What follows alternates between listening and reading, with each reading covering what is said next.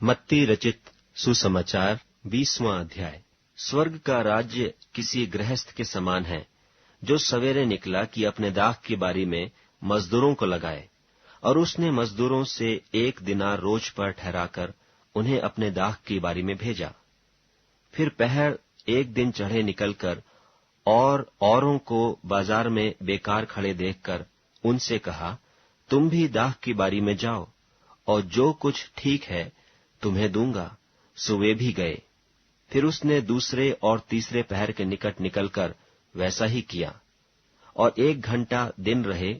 फिर निकलकर औरों को खड़े पाया और उनसे कहा, तुम क्यों यहां दिन भर बेकार खड़े रहे?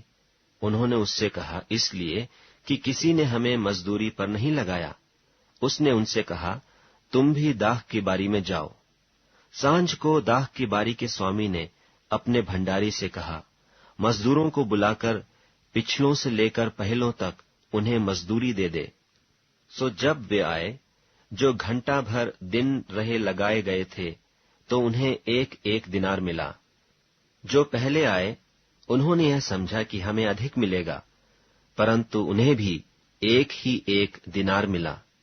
जब मिला तो वे गृहस्थ पर कुड़कुड़ा के कहने लगे कि इन पिछलों ने 1 घंटा काम किया, और तूने उन्हें हमारे बराबर कर दिया, जिन्होंने दिन भर का भार उठाया और घाम सहा।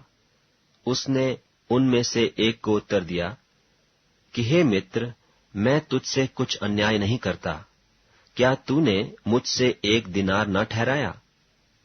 जो तेरा है उठा ले और चला जा। मेरी इच्छा यह है कि जितना तुझे उतना ही इस पिछले को भी दूं। क्या उचित नहीं कि मैं अपने माल से जो चाहूं सो करूं? क्या तू मेरे भले होने के कारण बुरी दृष्टि से देखता है? इसी रीति से जो पिछले हैं वे पहले होंगे, और जो पहले हैं वे पिछले होंगे। यीशु यरूशलेम को जाते हुए 12 चेलों को एकांत में ले गया, और मार्ग में उनसे कहने लगा कि देखो, हम यरूशलेम को जाते हैं, और मनुष्य का पुत्र महायाजकों और शास्त्रियों के हाथ पकड़वाया जाएगा, और वे उसको घात के योग्य ठहराएंगे, और उसको अन्य जातियों के हाथ सौंपेंगे कि वे उसे ठट्ठों में उड़ाएं और कोड़े मारें और क्रूस पर चढ़ाएं, और वह तीसरे दिन जिलाया जाएगा। तब जब्दी के पुत्रों की माता ने अपने पुत्र के साथ उसके पास आकर प्रणाम किया और उससे कुछ मांगने लगी।